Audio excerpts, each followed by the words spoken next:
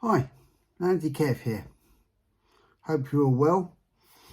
Anyway, we're back from S.S.T. So, if you remember, I did a video at the end of the last S.S.T. saying, was it worth it? Would I come again? And the answers were yes. And yeah, I'm glad I made that statement because it was superb. Superb. They put on another fantastic event for everyone, and so the whole team should really applaud themselves and pat each other on the back. All I want to talk to you about this was the format of the competition, because I did the competition King of Mallet this year. I was lucky enough to come second on the Saturday, but overall didn't do too great. I think I tried too hard on Sunday and absolutely blew it. But hey, you don't know till you try, do you? But the format was 5 disciplines, if you like, or 5 obstacles of different degrees of usability, I would say. Which was an interesting concept, to say the least, because it was quite a leveler, really. So what we had this new thing that Sean had done that was a bit like a snooker table. So there was 6 red gates, 2 like little bomb holes, and then colours all around the top. What you had to do is you had to start off at start line. You had to go through a red, come through the colour, but you had to do them in point order. So I had to get some clarification on what ball comes first in snooker, because I ain't got a clue. But once I watched a couple of people, kind of sussed it out. And then it's just people got smarter with their decisions, that's all. So that was really interesting because it was like a non-stop thing. And the whole aspect of the King of Mallet this year was all about time rather than points. I think it's always been that, but I don't think there was penalty points per se. I think it was all on your finish time. So you do the event, let's say you do it in 1 minute 50 for one particular part, and that's added to your sheet, and then you go on to the next one. So I think everybody did that on both days. So another one of them was a mini obstacle course, basically. Start line, up a hill, down some wooden with chicken wire on, over a seesaw, down, up on a rock with some wood, down, round, over a pivotal bridge, if you like, under a tunnel, round, over an uneven surface, down, over the hill again, down the slope, over the seesaw and back to the start and finish line. So that was great again. And the reason why these courses were such a leveler, I feel, is that you couldn't change your wheels. Well, you couldn't change your tyres, shall I say. You could change your wheels for a different tyre. But I think the idea is that whatever you started the first one with is what you did the last one with. So that you couldn't keep changing tyres, because, you know, there is people that can have, you know, 5 different sets of wheels and tyre combinations. And there's some people that have got one. And I think the idea of fairness was that you picked what you were doing, whether you're doing up to 475 or above, as in, like, so it was from 475 to 2.2, or it was everything below 475. So they were your small wheels or tyres, the other ones were your big tyres. I tried 2.2s all weekend to see how the truck would work with them on. Some pluses, but then some minuses. It definitely brought my truck up higher, made it a bit harder to try and turn with some speed, because just wanted to flip over. So if I was going to do that, let's say next year, then I would have to think about how I weight my rig and where I position things to give me maximum support. But so that was another one of the ones. And then another one of them was basically the like a rallycross kind of circuit. So you had 2 tracks in one section, if you like. So if you've ever watched rallycross or super stages of rallying, then they have an outer thing and an inner track. And basically one starts one and one starts the other, and boom, off you go. And then if you're on the shorter one, you should get to the longer one quicker. But what should happen is that you should almost both be crossing the line round about the same time, because you know, you're all of an equal standard. Now some people can run with their rigs, some people can't. So yeah, and if you, there was no penalties in that. With fairness of entering into the competition, basically they were relying on you to try and stay in the lines. And I think everybody kind of did.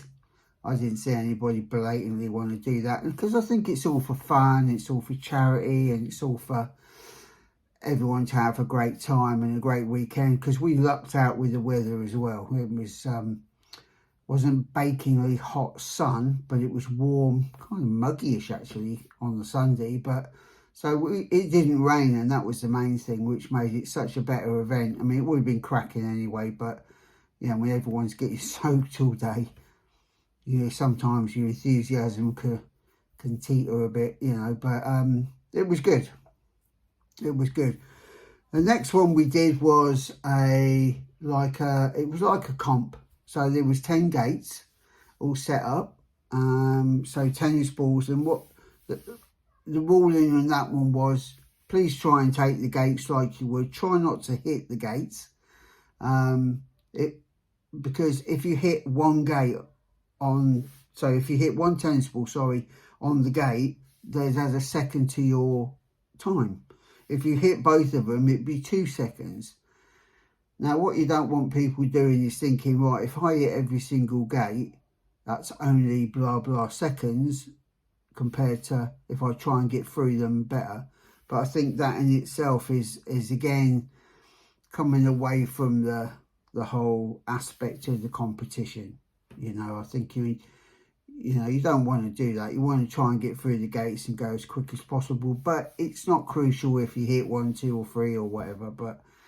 And I think, you know, most people wanted to do that. Like I say, we didn't watch all of them because I was in my group, and we didn't really watch the other groups. But from everyone's conversation later, no one really did that. So everyone tried to do the gates, but was also mindful of the time they're trying to get. So a second here and a second there for getting through the gate, instead of like backwards and forwards and wasting time.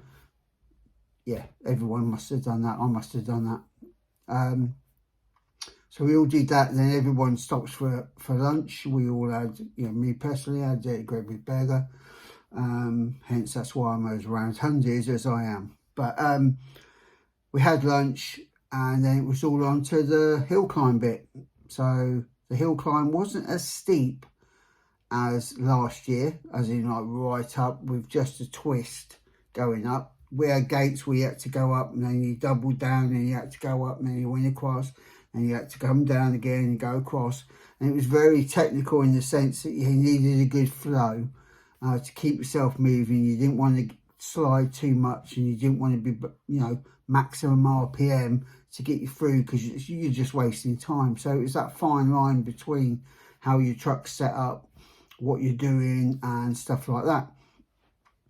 I think at one point I did a 1 minute 12 on the Saturday, and everyone was like, and even I was like, damn, I've done well there. But the winning time on Saturday was 54 seconds, so it wasn't that good. But yeah, it's fun, isn't it? It's fun. So, but as I say, great time was had. I tried it. I liked the format. Didn't do much trailing, because also what they had on a separate note. So that was their King of Mallets they did.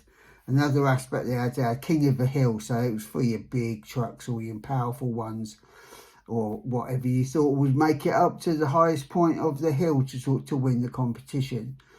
But they had a lot of trailing in the woods. There was a section all the way around the outside perimeter up above you could trail on. I never got to do any of that. My choice. Because I was testing the 2.2s for the weekend to see, is that how I'm going to do my comp 3? I kind of stuck with it and used that to do, but yeah, that's my choice. But apparently the chatter around when people coming back for drinks and food and stuff was that it's really good. The lads have set out a fantastic course, some of it not as easy as you think, but it was just great to have loads of trailing in the woods, and me being dry made it a lot better as well for people. So I think overall the event was another cracker. I'll be going again. It's one I never intend to miss, so I'm going to have to be really ill or something not to go, because it's a great one to go to. The atmosphere's fantastic. You know, the organisers do so much, and it just works, and people just go off and do their thing, and everyone's happy. So that's basically, again, was I glad I went? Yes. Would I go again? Yes. Is it worth you going if it's the first time you've ever been there? Yes. So it's yes to all of them, because you can have your ready to run, or you can have your comp rig. You can just have a great time. You know, no one's judging anybody on what rig they've got. People will like to look at rigs and they ask you, or just take pictures. I mean, they're not, you know, taking a picture of a rig's no biggie really. But most people will still ask anyway, and it's the kind of vibe that the whole thing has. So it's been great. So I am now doing some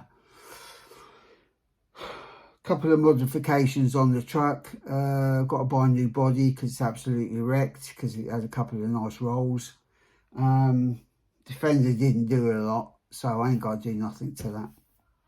But I am messing around with the 124th. I want to put a different servo on that, because this one's a bit bleh. It's like butter. It's not very good. But anyway, so that's the end of that. It was just a talk through, trying to give you an insight into what the King of Mallets is all about at S.S.T. So I hope you found the video informatively entertaining. You know, I don't take things too seriously. If you like it, please give me a like. If you're new to the channel, please give me a subscribe. It gives me a little bit of confidence that I'm doing something that people are liking. I think it's all right. But yeah, it'd just be nice if somebody to get a new subscriber every now and then. It's always nice. Makes you feel good. So anyway, I'm going to shut up now, because you've heard enough of my dulcet tones. So this is Landy Kev saying, take care of yourselves, take care of each other, and take care of a stranger if they need it. So you'll take care, and I'll see you wherever I see you. Take care now. Bye-bye.